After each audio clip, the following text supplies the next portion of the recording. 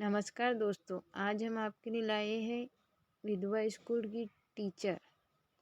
आज की कहानी का नाम ही है विधवा स्कूल टीचर। दोस्तों, मेरा नाम गौतम है और मैं 32 साल का हूँ। मैं बिहार के हाजीपुर शहर का रहने वाला हूँ। दिखने में मैं सुंदर और मेरी लंबाई 5 फीट 8 इंच की है। दोस्तों, मेरे घर से एक मकान छोड़कर एक औरत रहती थी। उसके बारे में मुझे मालूम था कि वो एक विधवा औरत है और उसकी कोई संतान नहीं है, और वो एक स्कूल में सरकारी टीचर थी। वो अपने घर में अकेली ही रहती है।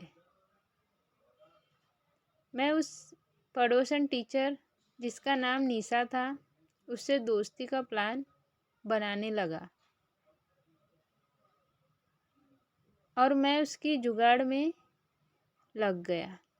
मुझे मौका पहले दिन ही मिल गया। किसी कारण से निशा की बस मिस हो गई। अब मैं अपने काम पर जाने निकला ही था, सामने निशा मास्टरिन दिख गई। मैं उसके पास रुका और मैंने उससे पूछा, कहीं जाना है क्या निशा मैम? वो बोली, हाँ गौतम जी, मेरी बस छूट गई है, मुझे स्कूल जाने में देर हो रही है। मैंने उससे छोड़ देने का अनुरोध किया तो वो तैयार हो गई। अब हमारे सफ़र की शुरुआत हुई। वो मेरी बाइक के पीछे बैठ गई। मैंने बाइक दौड़ा दी। रास्ते में मैंने उसके परिवार से जुड़ी बातें करना शुरू की तो निशा ने बताया, आपको तो मालूम ही है कि मैं एक विधवा हूँ, और ये बात मुझे मालूम थी कि एक कार दुर्घटना में शादी के 1 साल बाद ही उसके पति का देहांत हो गया था। उसके बाद वो अभी संभल पाती कि 1 महीने के अंदर ही उसकी सास ने अपने जवान बेटे के गम में अपनी जान गंवा दी थी। पति की संपत्ति पर अब निशा का ही हक था। बातों ही बातों में मैंने उससे पूछ ही लिया, दोबारा शादी क्यों नहीं की? उसने बताया कि अब मेरी शादी की कोई इच्छा नहीं है और मैं अकेले ही खुश हूँ। बच्चों को पढ़ाती हूँ तो समय कट जाता है। मैंने कहा, ऐसा नहीं है निशा जी, जीवन का समय बहुत लंबा होता है। इस पर वो कुछ खास नहीं बोली। उसने बस इतना कहा, मुझे कोई सलाह देने वाला ही नहीं है। मेरे माँ बाप भी अब इस दुनिया में नहीं है और मेरा भाई मेरी खोज खबर लेने में कुछ भी रुचि नहीं रखता है। मैंने कहा, यदि तुम बुरा न मानो तो मैं तुम्हारे घर आकर तुमसे बात कर सकता हूँ? वो बोली, मुझे बड़ी खुशी होगी यदि आप मेरे घर आए। इस तरह पहले दिन की घटना तो समाप्त हो गई। दूसरे दिन मैं उसके घर पूरा मन बनाकर गया कि आज तो उसके बजा कर आऊँगा।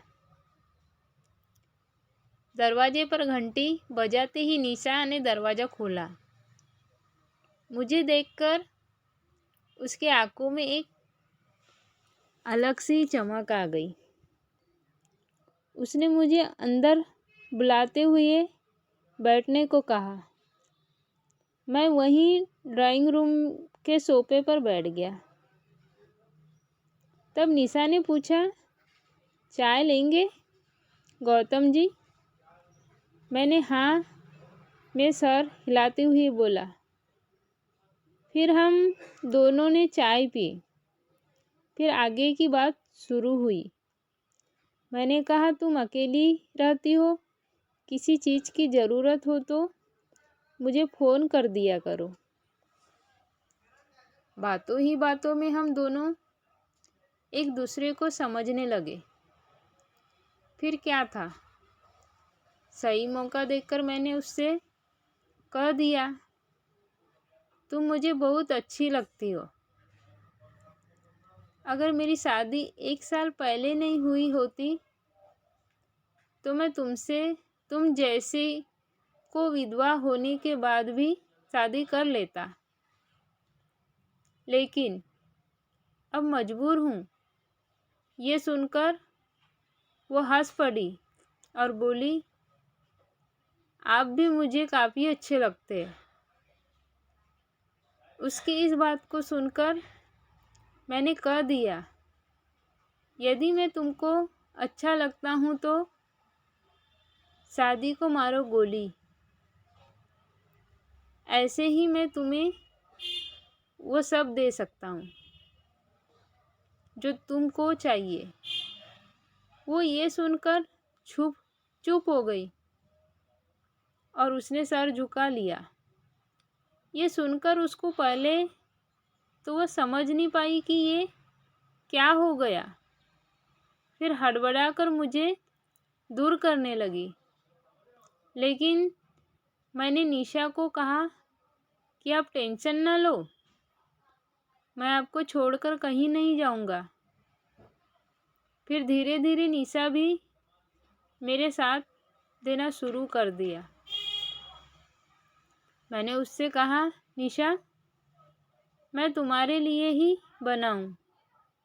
शायद अब निशा भी मुझसे कहने लगी, हाँ गौतम, मैं भी आप ही की हूँ।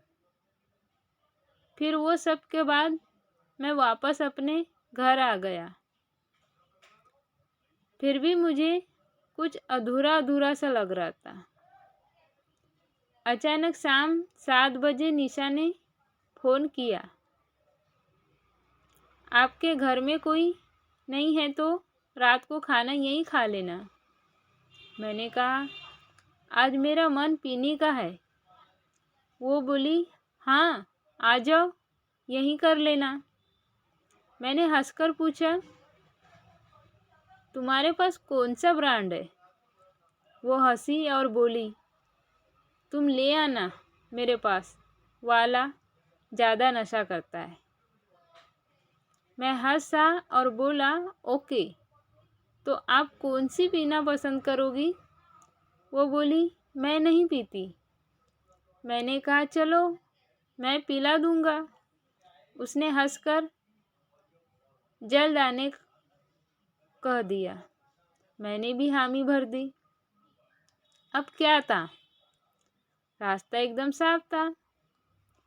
दोपहर के बाद रात तक के समय मेरे लिए सालों जैसा कटा। शाम हुई और मैं विस्की का खंबा लेकर निशा के घर पहुंच गया। सामने निशा नीली साड़ी में खड़ी सुंदरता की मूरत लग रही थी। मैं अंदर आ गया। उसके बाद निशा ने दरवाज़ा बंद कर दिया और मैंने उसको पहले तो उसका बाजा बजाना शुरू कर दिया, क्योंकि मैं पीने के बाद कुछ कर नहीं पाता। फिर वह सब के बाद हम दोनों ने जाम का मज़ा लेना शुरू किया। फिर वो सब के बाद मैं अपने घर आ गया। इस तरह अब निशा के साथ साथ मैं भी खुश रहने लगा था। सरकारी नौकरी के कारण उसके यहाँ पैसे की कमी भी नहीं थी, तो वो मेरा भी ख्याल रखने लगी थी। दोस्तों, कहानी पसंद आई हो तो कहानी को लाइक करें और मेरे यूट्यूब चैनल को सब्सक्राइब ज़रूर करें। पूरी कहानी सुनने के लिए धन्यवाद दोस्तों।